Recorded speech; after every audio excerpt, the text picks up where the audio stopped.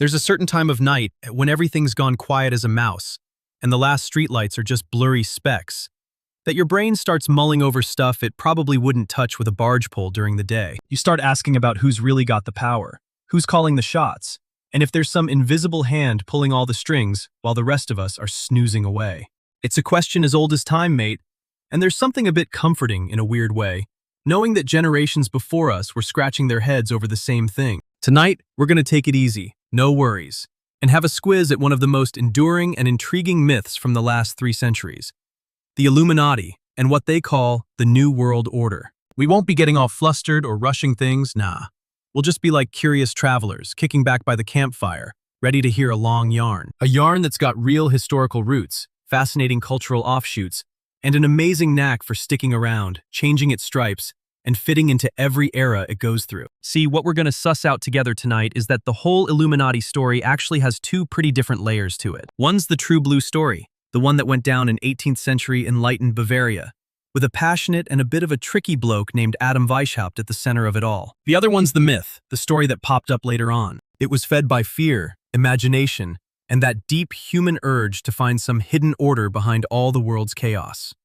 Both layers are dead-set fascinating, and tonight, we're going to dig into them together. Just like you'd chill out watching a campfire. No need to rush, letting each bit of the story pop up when it's ready, and hang around for as long as it needs. So, if you're comfy as, and the dark's not too spooky, and it's all quiet, let's kick off right from the start. Right from a law classroom in the town of Ingolstadt, back in 1776, Adam Weishaupt, and how the Bavarian Illuminati first came about. To properly get your head around what the Illuminati were all about, you've got to first suss out the world they popped up in. And that world was the European Enlightenment, that ripper intellectual movement that just ripped through the 18th century like a fresh but a bit unsettling gust of wind. At the same time, the Enlightenment was chucking up an idea that heaps of people found a bit scandalous.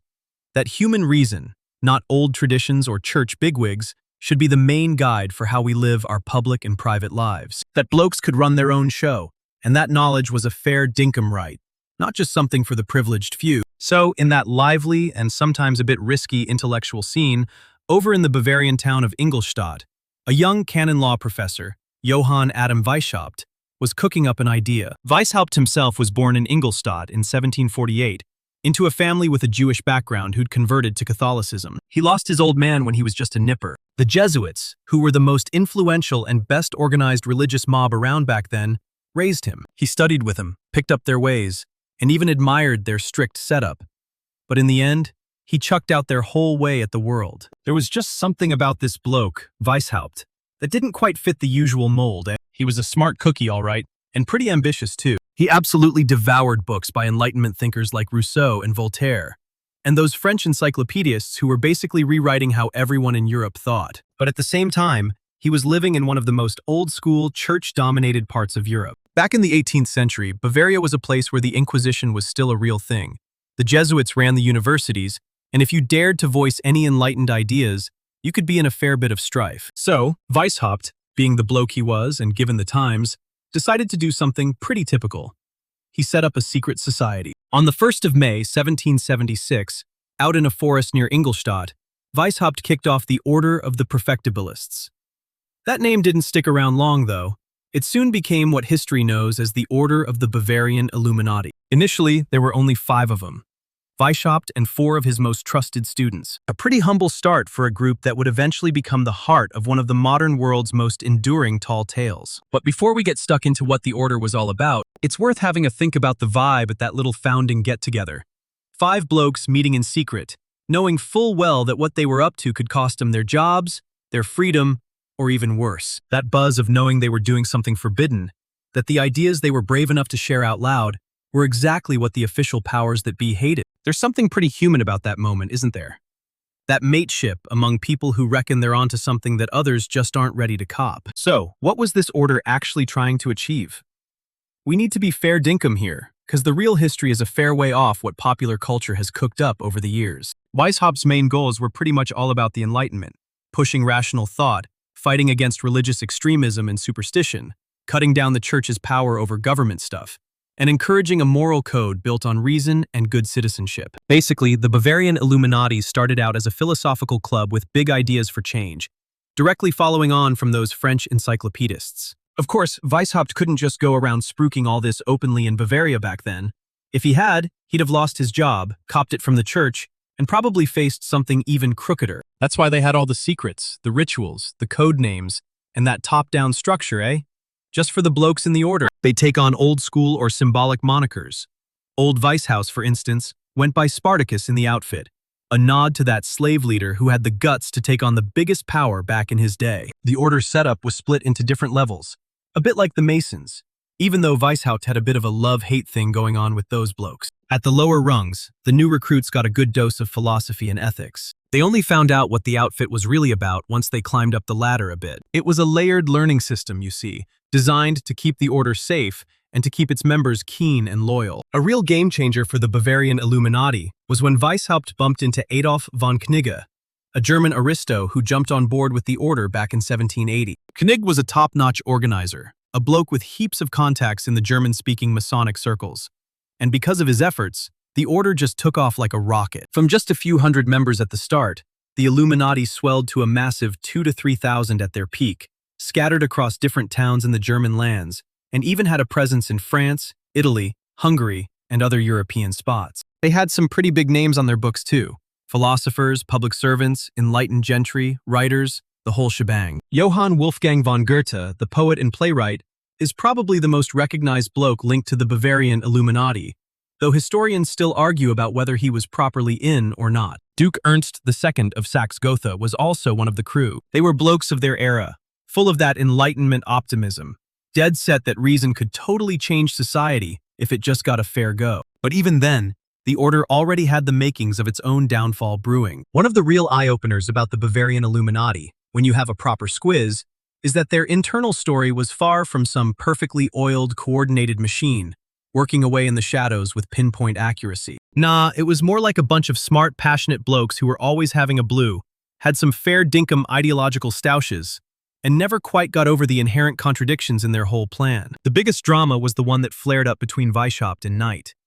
They both wanted to fix society using reason, but they were miles apart on how to do it and what the order should actually look like. Knight was a bit more down to earth, more keen to chuck in symbolic bits and rituals pinched from the Masons to get the outfit going. Weishaupt, on the other hand, wasn't too keen on that approach, worried that all the empty rituals would just push out the real philosophical stuff. This whole kerfuffle is a big deal because it shows us something crucial about what the Illuminati were really like.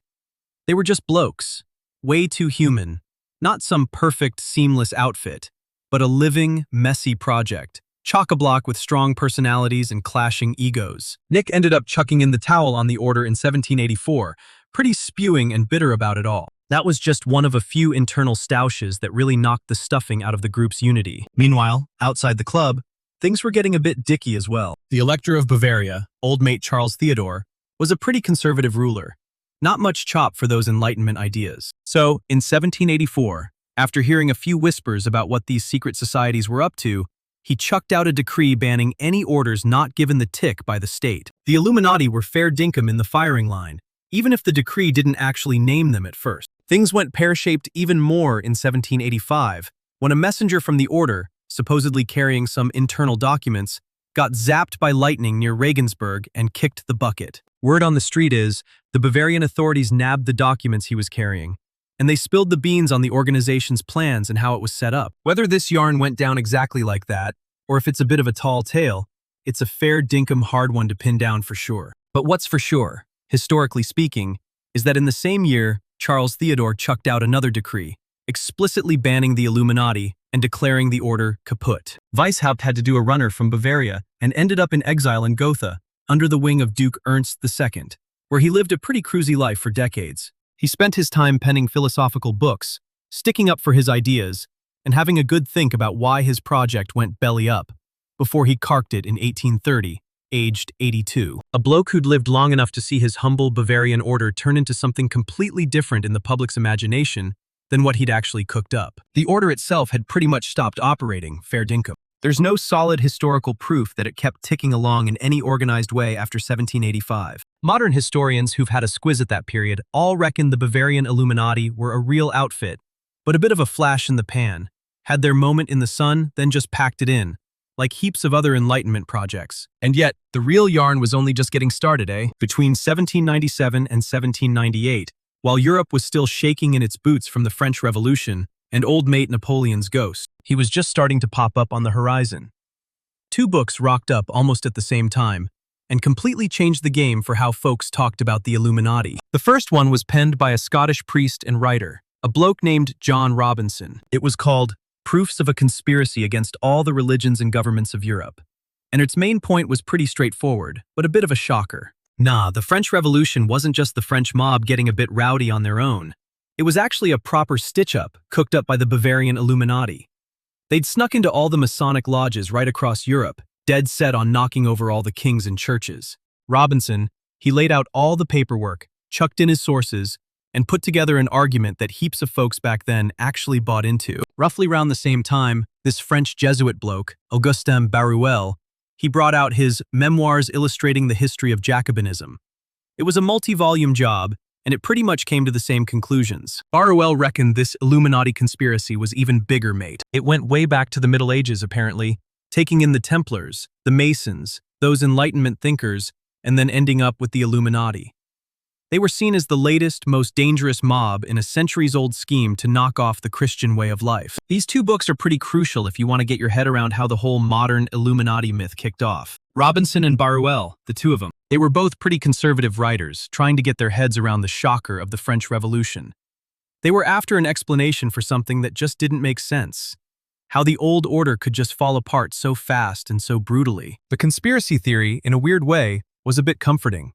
If some dodgy mob was pulling the strings, then all the chaos wasn't just random. It was actually part of a proper, organized plan. And if it was all part of an organized plan, well, maybe you could spot them, have a crack at them, and even knock them off. Righto. It's worth pointing out that modern historians have had a fair dinkum look at what Robinson and Baruel were spruiking, and mostly, they've found it's all a bit of a furphy, historically speaking. The link between those Bavarian Illuminati blokes and the French Revolution?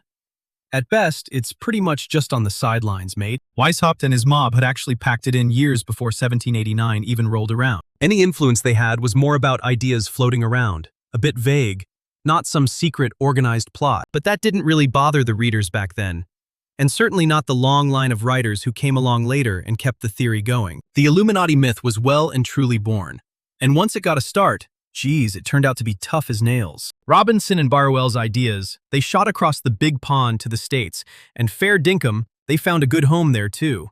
Reverend Jedediah Morse, old Samuel Morse's dad, you know, the bloke who invented the telegraph. He was giving sermons back in '98, where he was warning his flock about this Illuminati conspiracy, saying it was dead set on wrecking the young American Republic. Fair dinkum. The paranoia was kinda understandable back then. The States was a fresh, wobbly nation, still getting its institutions sorted, and surrounded by European colonial bigwigs who weren't too chuffed with America's democratic experiment. With all that uncertainty floating around, the notion of secret forces trying to muck things up from the inside really hit home, emotionally speaking. Looking at it from a bigger historical picture, what's pretty significant is that this Illuminati myth popped up right when everything was changing heaps. The French Revolution had really chucked a spanner in the works for Europe's political and cultural landscape, in ways that heaps of people at the time just couldn't get their heads around, and frankly, found a bit scary. A conspiracy theory, see? It gave them an explanation that made the fear a bit easier to handle. If there was a plan, and some blokes you could point the finger at, then maybe things could get back to normal, eh? It was, you know, a pretty fair dinkum human reaction to how fast history was spinning out of control. And that's exactly why that myth kept popping up with such a bang whenever things got a bit topsy-turvy or there was a crisis. After the First World War, then the Second, during the Cold War, and even lately with all the globalization and digital stuff kicking off. Every big shakeup brings its own dose of uncertainty and fear, and with that comes that urge to blame some shadowy, organized mob for everything that spooks you. Well, a big part of the Illuminati yarn is all about the symbols. There are these particular emblems that everyone just links straight to this mob. The all-seeing eye, the pyramid, the triangle, certain numbers, and some specific geometric shapes. It's worth having a squiz at where these symbols actually came from, because it's a fair bit different to what those conspiracy stories reckon. The most famous symbol, no worries, is that all-seeing eye, either inside a triangle or perched right on top of a pyramid with its top chopped off. These days in popular culture, this symbol is just stuck to the Illuminati like glue, no getting around it. But get this, Where it actually came from has absolutely nothing to do with that mob. The all-seeing eye is actually an old-as-the-hills religious symbol. You'll find it in Christian art from way back in the Middle Ages, showing God's omnipresence. Then, in the 18th century, the Masons took it on as part of their own symbolic stuff, where it stands for the great architect of the universe, basically. The idea of some smart cookie keeping things in order. Its most famous and most talked about appearance is on the Great Seal of the United States, which you can spot on the back of a $1 note. This seal was knocked up between 1776 and 1782 by a bunch of America's founding fathers. And yeah, there were a few Masons amongst them, but definitely no Illuminati. That eye on the chopped-off pyramid, that's meant to be divine providence, eh? It's looking after the new country. And the unfinished pyramid just shows the nation's still a work in progress, mate. Most American historians pretty much agree on this take, and it's all well documented in the old records from back then. The pyramid itself, it's a fair dinkum symbol of power and something that lasts, going right back to ancient Egyptian civilizations and picked up by heaps of symbolic traditions over the years. Nah, it's got no real link to those Bavarian Illuminati blokes. They actually used a fair bit of different imagery. Athena's owl, that's a symbol for wisdom, turned up in their internal paperwork. The pyramid only really got into the Illuminati's imagery, mostly because of 20th century popular culture, you know? The triangle, as a symbol, well, that's got an even bigger history, mate. You'll spot it in the sacred geometry of Pythagorean traditions, in Trinitarian Christian art, in Masonic symbols, and in the secret traditions of heaps of different cultures. The fact it's been made into a dead-set sign you're with the Illuminati, that's just a modern cultural thing. No real history behind it at all. What's really grouse about this whole shebang is what it shows us about how myths actually tick. Symbols are naturally a bit shifty, meaning they can have heaps of different meanings, all dependent on where you see them. When a conspiracy yarn grabs hold of a symbol, it makes it mean just one thing. Now, it only ever means one thing, and that's that the conspiracy's right there. Every single eye you spot in a piece of art, every pyramid in a logo, every triangle in a building, it all becomes proof that the organization's everywhere, mate. It's a ripper of a way our brains work, even if it's not exactly spot on historically. The phrase New World Order has its own long and tricky history, completely separate from the Illuminati, even though it's ended up getting all tangled up with consumption. Getting a handle on where this term actually came from helps us see a bit clearer how words move through time, changing what they mean. The very first time that phrase pops up in a modern political way we'd recognize is in the writings of that British novelist and futurist, H.G. Wells. Back in '40, right in the thick of World War II, Wells chucked out a book called The New World Order. He was pretty keen on the idea of a global government to sort out national squabbles and make sure everyone had peace and a fair go. For Wells, this New World Order was more of a dream run, a top idea, not some dodgy, dark conspiracy. It was the internationalist liberals' big dream, you know, humanity all chummy, brought together by common sense and what's fair. This utopian way of using the term kept going for yonks after World War II, especially when the United Nations and other international bodies got set up. Talk about a new or spruced-up world order popped up heaps in the speeches from the blokes who built the post-war international system. That was just the lingo of liberal internationalism, plain and simple. No conspiracy stuff at all. The moment that probably gave the term its modern conspiratorial vibe was a speech by U.S. President George H.W. Bush, delivered on 11/9/1990. That was exactly 11 years before the 2001 attacks, a point the conspiracy theorists often bang on about. In that speech to Congress, Bush chatted about the chance of a new world order once the Cold War was done and dusted. He pictured an era of freer nations where a more peaceful, prosperous, and secure setup could really take off. It was pretty upbeat talk, fair dinkum, just right for the times. The Berlin Wall had only just come down, the Soviet Union was falling apart, and there was a real feeling the world was on the cusp of a brand new era. But that speech, and Bush banging on about the term later, got snapped up by the conspiracy mob as proof for their theories. If the US president was openly yapping about a new world order, wasn't he actually admitting the Illuminati's plan, the one they'd been cooking up for centuries, was real? This way of looking at it, which means taking words out of their historical context, still became a fair dinkum cornerstone of modern conspiracy theories. We should also give a shout out to the World Economic Forum, the Trilateral Commission, the Bilderberg Group, and other international outfits that regularly become targets for conspiracy theories. These organizations are fair dinkum, they're real. They're just discussion forums where political, business, and financial bigwigs get together to swap ideas and get on the same page. Their meetings are usually private or semi-private, which naturally sparks curiosity and a bit of a worry for those who reckon what's decided in those rooms affects their lives. without them having any say. The big leap conspiracy theories make is turning those private get-togethers into proof of some secret plan to run the whole shebang. The Bilderberg Group, just to give you a solid example, was set up in '54 by Dutch politician Joseph Redinger and Prince Bernhard of the Netherlands. The idea was to beef up transatlantic relations during the Cold War. Their yearly shindigs bring together political, business, and academic bigwigs from Europe and North America. The vibe is that conversations aren't publicly pinned on anyone, which, according to the organizers, lets them have a freer and more open yarn. This secrecy, which you can sort of get from some angles, is also the main thing that really fuels the suspicions about what's actually thrashed out and decided at those meetings. What the journos and academics who've had a proper look at Bilderberg have generally found is something a fair bit more ordinary than some grand conspiracy to take over the world. Chatting about economic policy, international relations, and tech trends, it's pretty clear everyone's got their own interests and opinions, and they don't always line up, eh? Trying to make decisions with such a mixed bag of people would be a tough gig, even if that was their main goal. But that doesn't mean the power and clout building up in that room is a non-event. It just means the idea of everything being perfectly coordinated and all-powerful doesn't really stack up when you look at the evidence. To properly get your head around where the Illuminati fit into history, it helps to chuck them in with a bigger tradition. The real secret societies that have popped up in different cultures over the years. Secret groups, or associations, are actually a super old and pretty common human thing. They exist because people need them in a world where some ideas are just too risky to blurt out in the open. Having a secret setup gives you a bit of protection in a world where getting your hands on power and knowledge isn't fair dinkum for everyone. Private networks give you a leg up in a world where community identity is always looking for ways to show its true colors. Doing rituals together really brings people closer, mate. Back in ancient Greece, the Pythagoreans were one of the earliest brainy communities with secret society vibes that we know about in Western history. They followed the teachings of Pythagoras, the mathematician and philosopher, who kicked the bucket around 495 BC. Word on the street is, the Pythagoreans were pretty tight-lipped about their maths and philosophy smarts, keeping them just for the initiated folks who'd gone through a bit of a training process. They had some super strict rules for living, like not scoffing down broad beans, and they kept their mathematical discoveries under wraps. When one of their mob blabbed to the outside world about irrational numbers, the story goes he got chucked into the sea. While it's a bit tricky to sort out what's true history from what's just a yarn,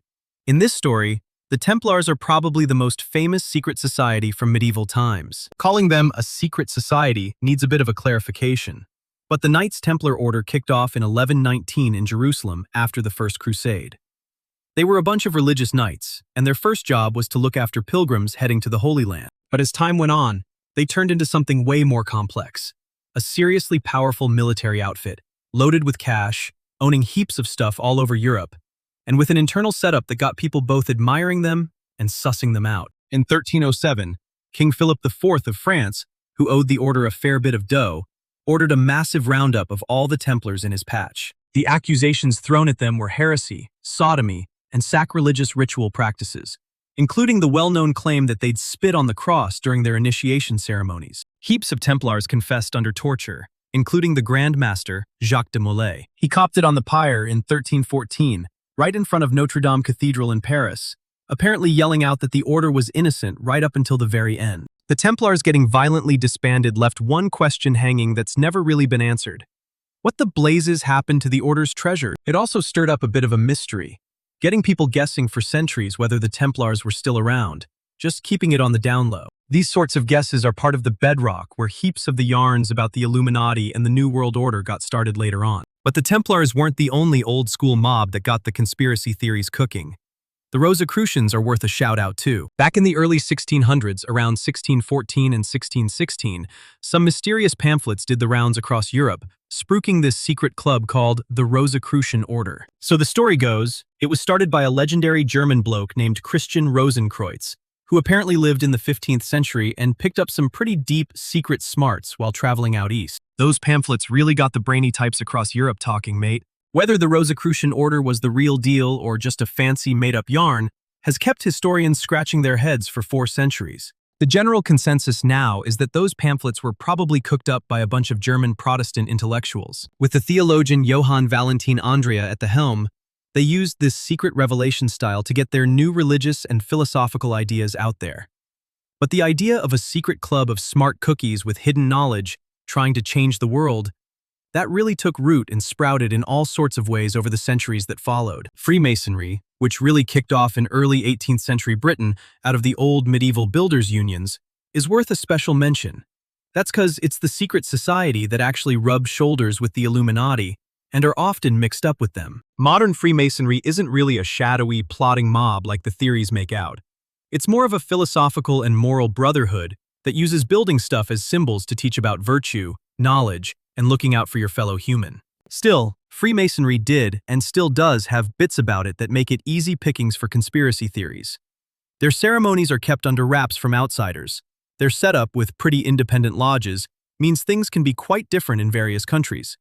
And they've had such bigwigs as members that any political or cultural decision they were involved in can be spun, if you're keen, as part of some big Masonic scheme. There's a clear point in time when the Illuminati went from being just a bit of a fringe conspiracy theory thing to becoming a huge cultural sensation. Popping up everywhere in music, movies, TV, and later on the internet, that moment mostly happened in the last few decades of the 20th century, and really took off like a rocket when the digital age hit. In '75, the Yank writer and activist Robert Anton Wilson, with Robert Shea, brought out that trilogy of novels called Illuminatus. This ripper of a book series was a bonkers but super clever send-up of conspiracy theories. It deliberately chucked in real stuff with made-up bits, all jumbled up, creating a story where you couldn't tell what was fair dinkum and what was just a yarn. Wilson was a bit of a doubter, a big fan of those Enlightenment thinkers, and had a cracking sense of humor. His trilogy was basically a massive, well-thought-out prank about how easily people believe things and our habit of seeing patterns where there's nothing there. The sticky wicket, or maybe the sheer brilliance of Illuminatus, was that heaps of readers took it not as a send-up, but as the gospel truth. The sheer amount of detail, all the real and made-up references chucked in, that in-the-know vibe Wilson put out, it all worked together to make some readers feel like the author was definitely onto something. Even though the novel's ideas started off as a bit of a laugh and a bit skeptical, they jumped right off the pages and started doing the rounds like they were gospel truth. Right from the 90s, the Illuminati really started popping up all over popular culture, like clockwork. Movies, telly shows, video games, comics, you name it. They all cottoned on to the Illuminati's look as a ripper way to tell a story. And fair dinkum, there's something properly dramatic about the whole idea of a secret mob working behind the scenes, pulling all the world's strings. It's a fair dinkum powerful storytelling trick, mainly because it pokes at some dead-set real worries and questions about power, how open things are, and being your own boss. But it was the internet, mate, that really changed the game for how popular culture saw the Illuminati, once and for all. Back in the 90s and 2000s, on all those forums and message boards, conspiracy theories finally found a massive open space to spread like wildfire, without the old media gatekeepers getting in the way. Anyone could chuck up their take on symbols in a famous muso's video clip, point out a politician's move as a sign they were part of the club, or link up seemingly random stuff into a neat story. The upshot was a fair dinkum explosion of different versions of the Illuminati theory. In some yarns, the Illuminati are just a bunch of rich blokes pulling the strings at all the world's big banks. Other stories reckon they cooked up the whole modern education system just to keep everyone else a bit clueless and happy to go along with it. Then you've got some of the crazier versions, right? They're meant to be a bunch of reptilian blokes living inside human bodies, a concept that Pommy writer and speaker David Icke made famous, and which, at its worst, ends up sounding a lot like those old, nasty, anti-Semitic ideas. One of the most interesting things happening culturally lately is how some artists have been having a bit of a go, deliberately chucking in Illuminati symbols into their music videos and live shows. Beyoncé, Jay-Z, Madonna, Kanye West, and heaps of others have shown up in clips and on stage with triangles, eyes, pyramids, and all sorts of other bits and bobs linked to the Illuminati vibe. The big question that always pops up is whether these moves are a genuine shout-out to being part of some secret mob, a bit of a cheeky wink to the conspiracy crowd, or just a stylistic choice by their creative directors, who know those symbols get everyone talking and clicking online. Most of the time, the smart money's on it being the third option, or maybe the second. In this attention-hungry world we're living in,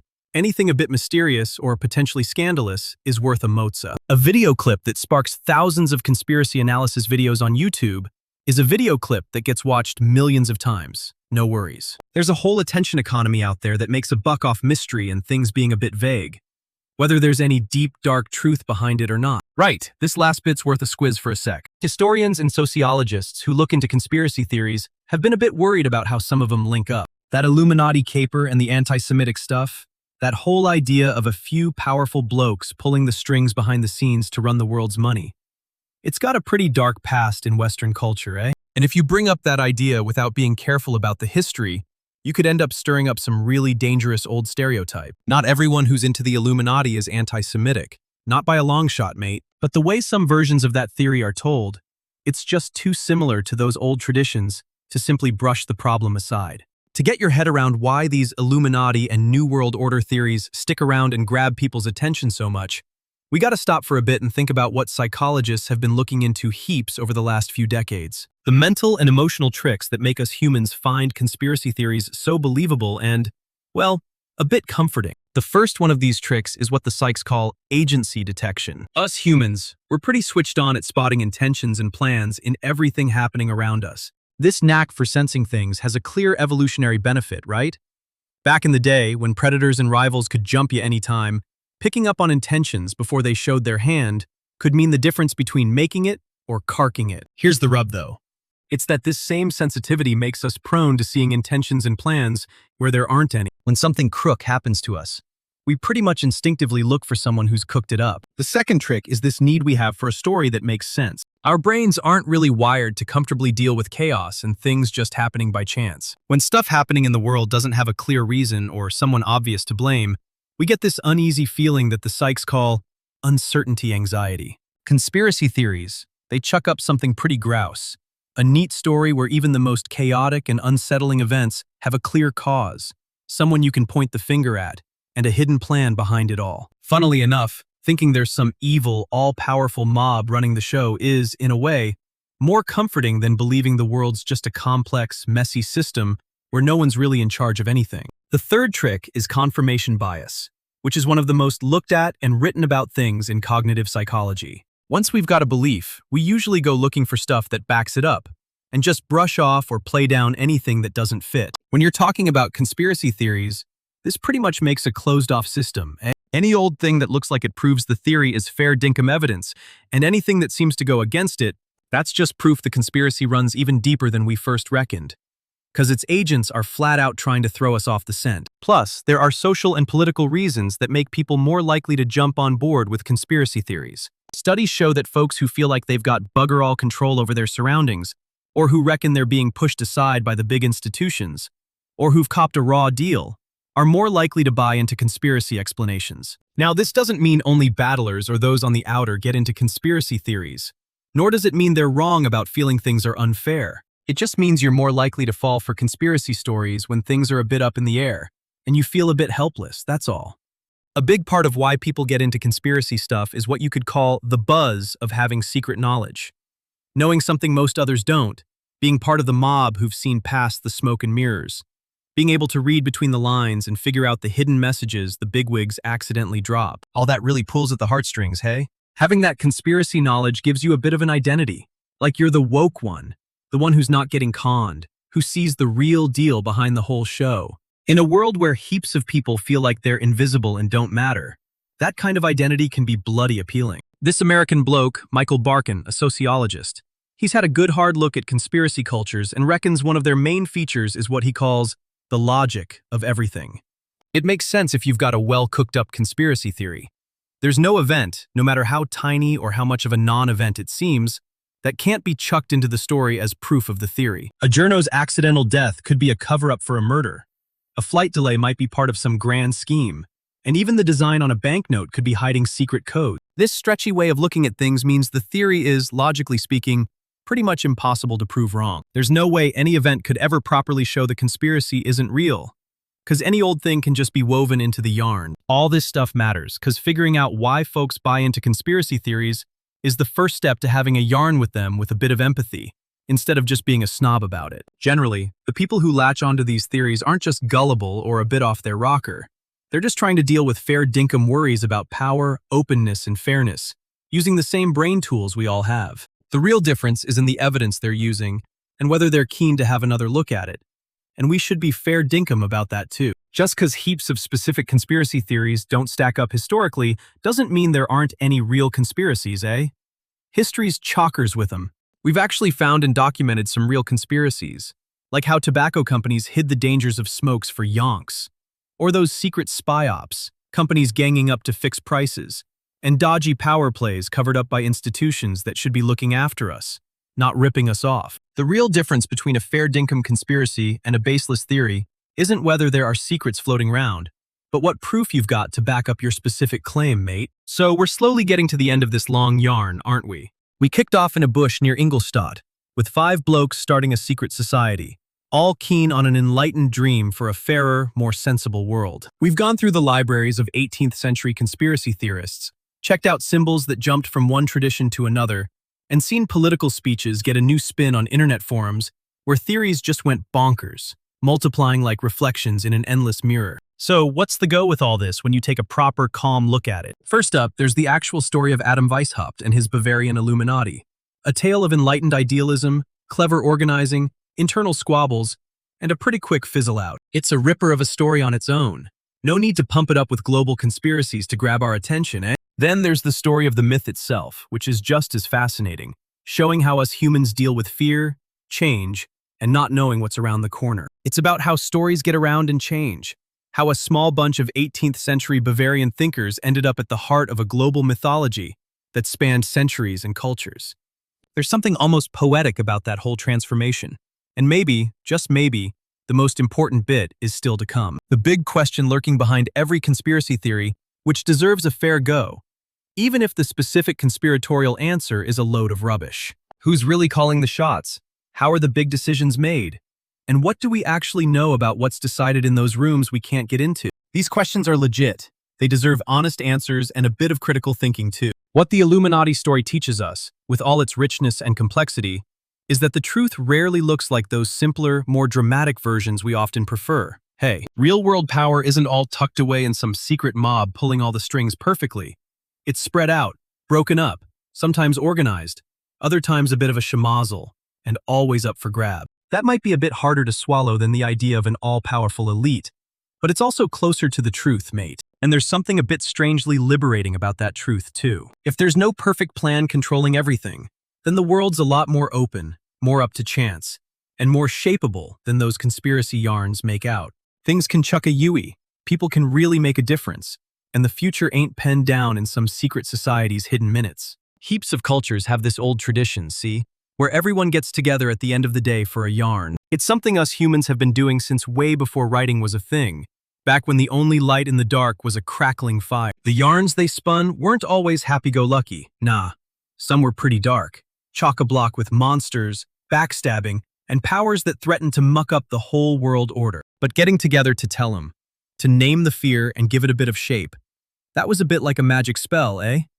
Like putting words to the darkness somehow made it less endless, less scary. Maybe that's partly what all those Illuminati theories have always been, a way to put a name to the darkness, to give a bit of form to the worry about power we can't see and decisions we just don't get. A yarn that, just like all human stories, tells you a fair bit about the blokes and Sheilas spinning it and the times they're living in. Tonight, we've had a bit of a journey together through a long and tangled yarn. We've met this wild professor, who secretly dreamt of giving the world a bit of a makeover. We've seen how that dream got chucked out by the kings, only to be brought back to life by the worries of a pretty wild time. We've seen how symbols do a bit of traveling and change what they mean. We've got a bit more of a handle on why us humans need stories to sort out the chaos. And now it's even later, hey. And the yarns got to that point where the fire's just glowing coals and everything's quiet as a mouse. No invisible hands are pulling the strings tonight, mate. Just a bit of a rest rolling in slowly, like it always does when we give it a fair go. If there are more yarns you'd fancy hearing, they'll be right here, waiting for you. Yarns about other mysteries, different times, other blokes and Sheilas who either poked around in the dark or built something that'll stick around. For now, just let the day's worries melt away. Let your thoughts slow right down and get a bit hazy, like smoke drifting up in the still of the night. Chuck your eyes shut if you haven't already, and just let that rest do its best work. Yarns by the slow-burning fire, where the story of us humans gets told real slow, like a whisper, as the day winds down.